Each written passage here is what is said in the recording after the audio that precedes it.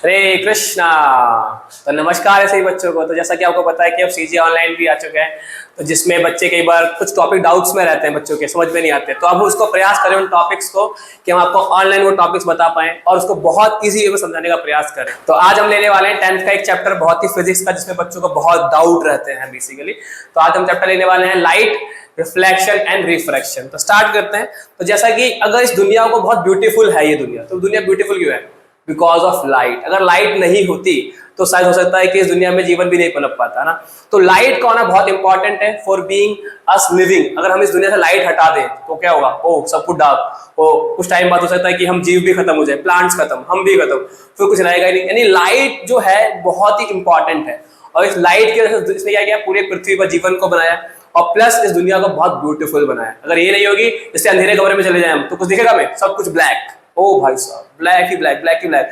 अंधेरे अंधकार में जिंदगी जाती है। जैसी लाइट आती है, वाओ, टेबल बढ़िया दिख रहा है, दीवार बढ़िया दिख रही है, पोस्टर बढ़िया दिख रहा है। तो this is what light, light making the life beautiful. तो आज हम वही चैप्टर लेने वाले हैं, लाइट। तो व्हाट इज लाइट? क्या लगता है लाइट क्या हो सकता है? तो यस, तो लाइट है क्या? अल फॉर्म ऑफ एनर्जी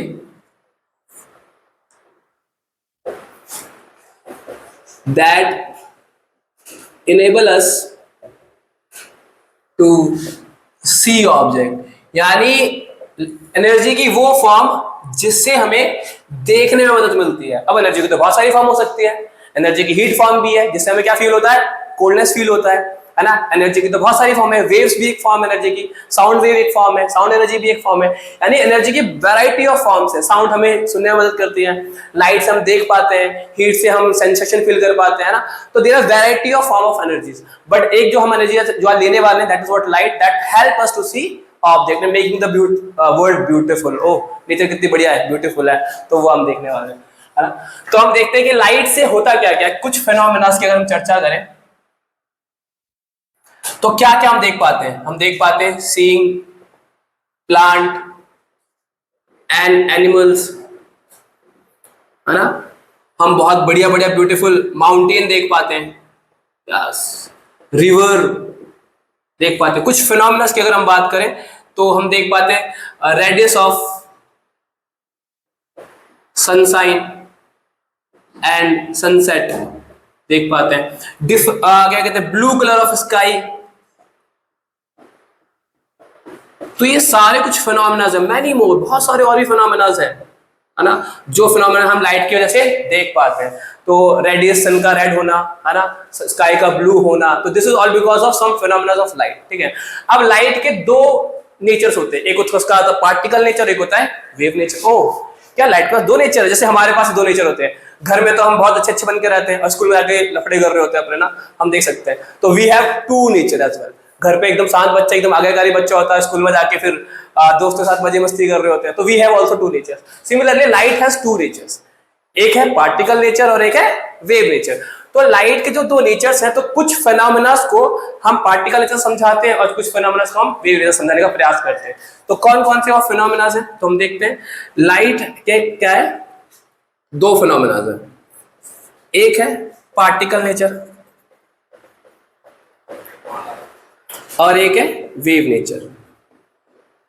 तो कुछ फिनोमेना जो हम पार्टिकल नेचर समझते हैं, क्या है वो फिनोमेना? जैसे रिफ्लेक्शन, रिफ्लेक्शन को हम पार्टिकल नेचर से समझते हैं। ठीक है। दूसरा क्या है? दूसरा है रिफ्रैक्शन, जो कि 10th क्लास में हमें पढ़ना है, दोनों टॉपिक। कुछ फिनोमेना है लाइट के जो हम वेव नेचर से समझते हैं, जैसे डिफ्रैक्शन, इंटरफेरेंस, और भी कुछ फिनोमेना हैं जिन फिनोमेना को हम किस वजह से समझ पाते हैं? वेव नेचर से। और कुछ फिनोमेना को हम पार्टिकल नेचर से समझ पाते हैं। ठीक है। तो लाइट का फिर क्या कहते हैं, अगर हम बात करें तो लाइट का बिहेवियर कैसा है? तो लाइट जो है, light is an electromagnetic wave. अब ये इलेक्ट्रोमैग्नेटिक वेव क्या होती है? ओहो, साउंड वेव भी है। साउंड वेव हमने पढ़ा था, साउंड वेव मैकेनिकल वेव होती है। तो what is the electromagnetic waves? तो ऐसी वेव जो इलेक्ट्रिक फील्ड और मैग्नेटिक फील्ड के ऑसिलेशन से ट्रैवल करते हैं। जैसे मैं आपको बना के दिखाता हूं। हमने पढ़ा था क्या कहते हैं 9th क्लास में साउंड वेव। तो साउंड वेव अगर मैं आपको बना के दिखाऊं तो साउंड वेव कुछ ऐसी थी, जहां पे आपको एक रेड सिग्नल का ये रीजन मिलता था आपको, जिसे हम बोलते थे कंप्रेशन, मान लेते इसको कंप्रेशन रीजन, है ना। और एक मिलता था रेरफेक्शन रीजन, जहां पार्टिकल दूर दूर हैं आपके, है ना, रेरफेक्शन। और इस तरह का कॉन्टिन्यूअस रीजन आगे भी चलता रहता है। और जब हम इसको वेव की फॉर्म में बनाते थे तो हम कैसे बनाते थे उसको, कंप्रेशन को हम ऐसे बनाते थे, रेरफेक्शन नीचे की तरफ, फिर कंप्रेशन, रेरफेक्शन, इस तरह से वेव ट्रेवल करते थे। जहां पे हम ये क्या दिखा रहे होते थे, पार्टिकल की डेंसिटी। क्या दिखा रहे हैं, इस एक्सेस पर होती है पार्टिकल की डेंसिटी, डेंसिटी ऑफ पार्टिकल। यानी पार्टिकल क्लोज है तो ज्यादा, यहां पे ज्यादा क्लोज है, ये वाला एरिया मैंने यहां दिखा दिया। पार्टिकल दूर दूर है तो ये रहा रीजन, फिर पार्टिकल क्लोज आएंगे, फिर ये रहा रीजन। यानी पार्टिकल की डेंसिटी ऊपर की तरफ बढ़ रही है और नीचे की तरफ घट रही है। और ये क्या है, वर्सेस डिस्टेंस, कैसे कैसे हम आगे बढ़ रहे हैं। जब हम यहां पर थे तो कंप्रेशन आ गया, थोड़े आगे बढ़े तो रेरफेक्शन आ गया। तो इसको हम बोलते हैं साउंड वेव या बोलते हैं मैकेनिकल वेव। मैकेनिकल वेव वो वेव होती है जिसको चलने के लिए मीडियम की आवश्यकता पड़ती है या पार्टिकल की आवश्यकता पड़ती है, उसको हम बोलते हैं मैकेनिकल वेव। और साउंड एक मैकेनिकल वेव है। तो फिर ये इलेक्ट्रोमैग्नेटिक वेव क्या होती है, तो जो ये इलेक्ट्रोमैग्नेटिक वेव है, जो लाइट है, वो ऐसे ट्रेवल करती है आपकी by oscillation of electric and magnetic field. और ये सेल्फ जनरेटिंग है, यानी एक बार बस इलेक्ट्रिक फील्ड बननी चाहिए, उसके बाद अपने आप ही मैग्नेटिक फील्ड बनेगा। जैसे हमने भी हम पढ़ेंगे 10th क्लास के अंदर भी कि जब किसी वायर में करंट फ्लो करती है तो उसके आसपास मैग्नेटिक फील्ड बन जाती है। यानी कि ये सिर्फ एक बार होना है, बस एक बार इलेक्ट्रिक फील्ड बन गई, अपने आप ये वेव चलेगी। जैसे सन से जो लाइट आ रही है, सन से जो लाइट आ रही है उसमें इलेक्ट्रिक फील्ड और मैग्नेटिक फील्ड के ऑसिलेशन चलते हैं। कैसे चलते हैं वो देखिए ग्राफ में आप। ये आपका इलेक्ट्रिक फील्ड और ये आपका मैग्नेटिक फील्ड, और ये है direction of propagation, direction of propagation, जहां लाइट ट्रैवल करती है आपके। तो इलेक्ट्रिक फील्ड ऐसे ऑसिलेट करेगी आपकी और आगे बढ़ती जाएगी, ठीक है।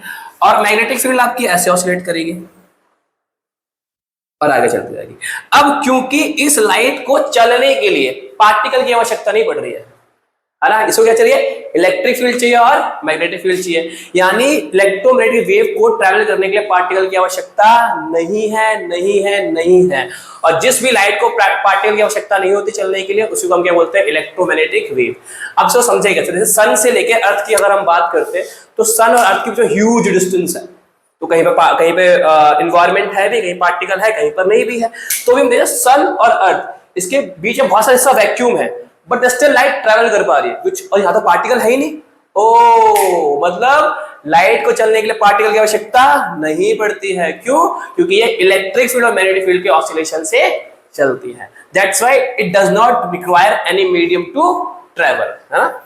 तो जो लाइट वेव है उसको light wave, that is what electromagnetic wave,